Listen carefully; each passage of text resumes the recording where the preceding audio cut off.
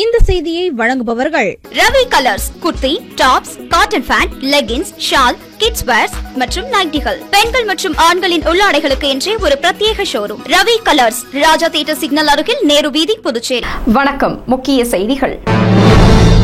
1 மணி நேரத்தில் நிறுத்தப்பட்ட காவலர்கள் இடமாற்ற பட்டியல்.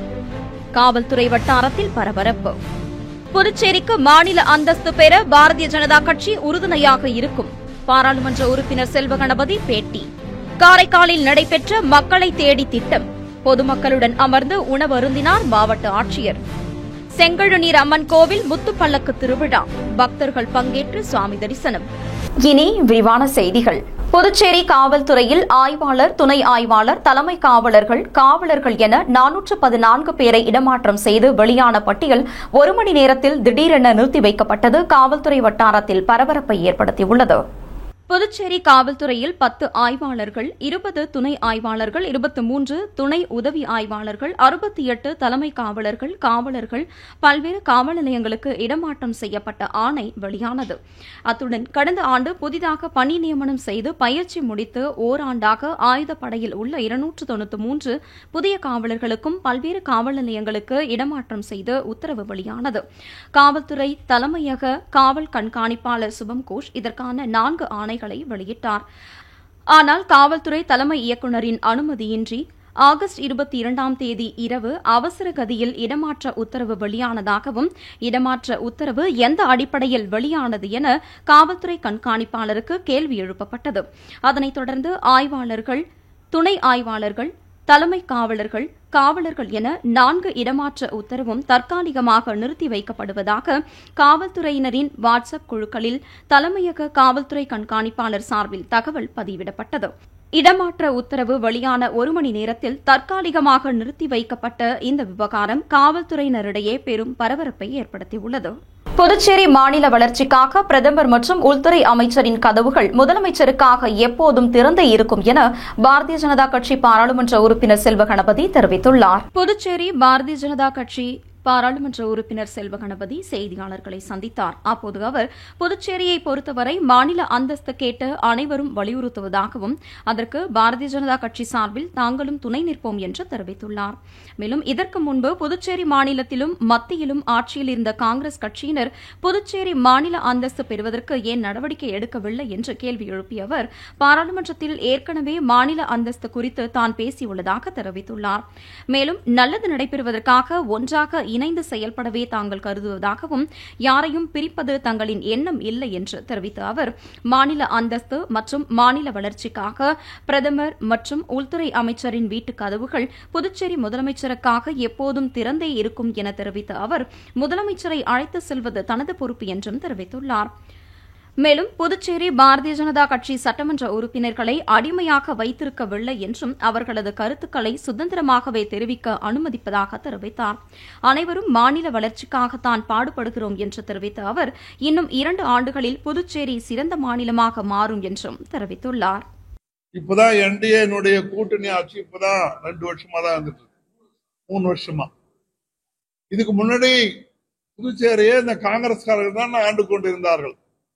மாநில சுழற்சி அப்ப காங்கிரஸ் தான் மத்தியில இருந்தது. அப்ப மதிப்பிற்குரிய நாராயணசாமி அவர்கள் மத்திய அமைச்சராகவும் இருந்தார்கள். ஏன் அவர்களால் வாங்கி கொடுக்க முடியவில்லை?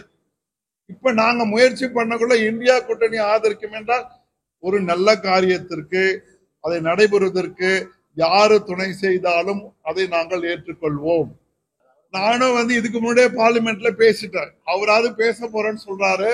நான் முதலாக பார்லிமெண்ட்ல 3 வருடங்களுக்கு முன்பு ராஜ்யசபா உறுப்பினர் ஆகிய பிறகு இந்த மாநில கோரிக்கையை நான் வைத்து முன்னாடி பேசியிருக்கேன். அதற்கான நடவடிக்கைகளும் எடுக்கப்பட்டு வருகின்றது. அதாவது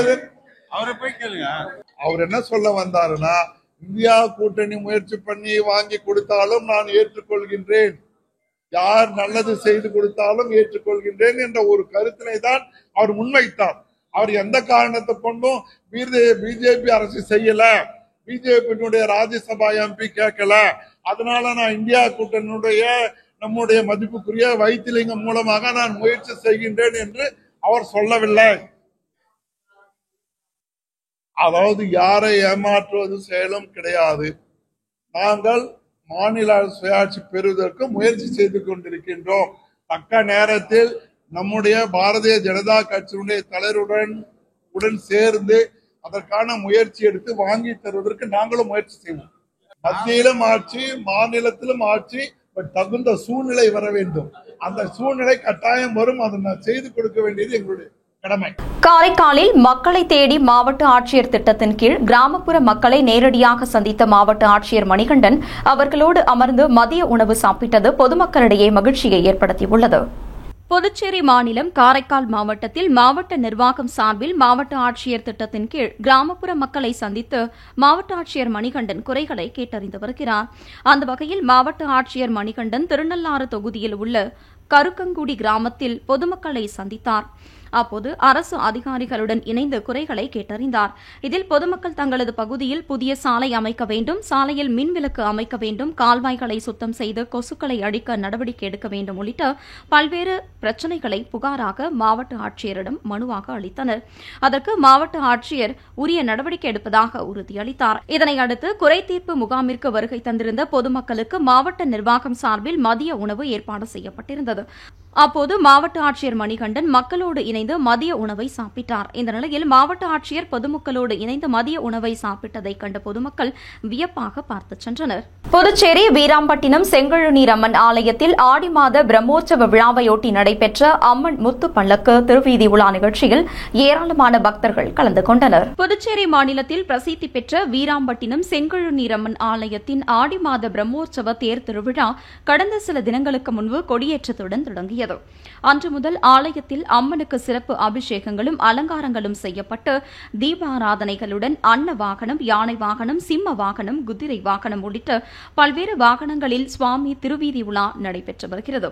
கடந்த 16ஆம் தேதி திருத்தேர் வீதி உலா சிறப்பாக நடைபெற்றது.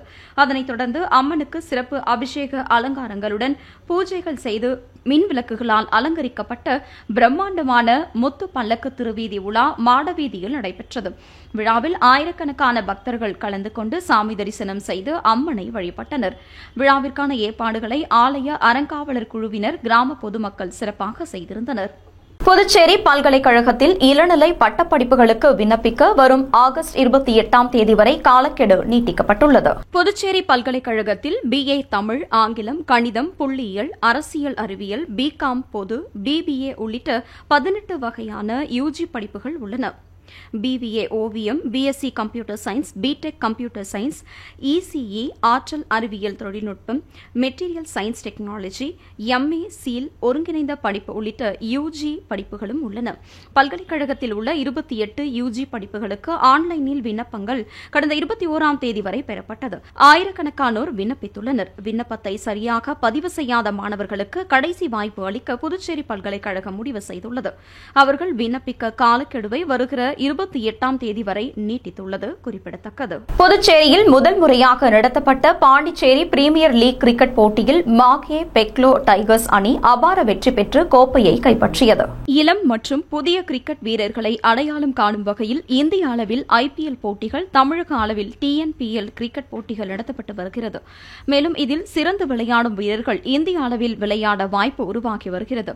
இந்நிலையில் இந்திய கிரிக்கெட் வாரியத்தின் அனுமதியோடு புதுச்சேரி கிரிக்கெட் அசோசியேஷன் சார்பில் Pondicherry premier league T20 cricket போட்டி முதல் முறையாக துத்திப்பட்டு பகுதியில் உள்ள சிக்கிம் விளையாட்டு மைதானத்தில் கடந்த 7ஆம் தேதி தொடங்கி நடைபெற்று வந்தது. மொத்தம் 6 அணிகள் பங்கேற்று விளையாடிய பாண்டிச்சேரி பிரீமியர் லீக் T20 இறுதிப் போட்டி நடைபெற்றது. இதில் வில்லியனூர் மோஹித் கிங்ஸ் அணியும் மாகி மெக்காலோ டைகர்ஸ் அணியும் முதலில் டாஸ் வென்று மாகி மெக்காலோ டைகர்ஸ் அணி பந்து வீச்சை தேர்வு செய்தது.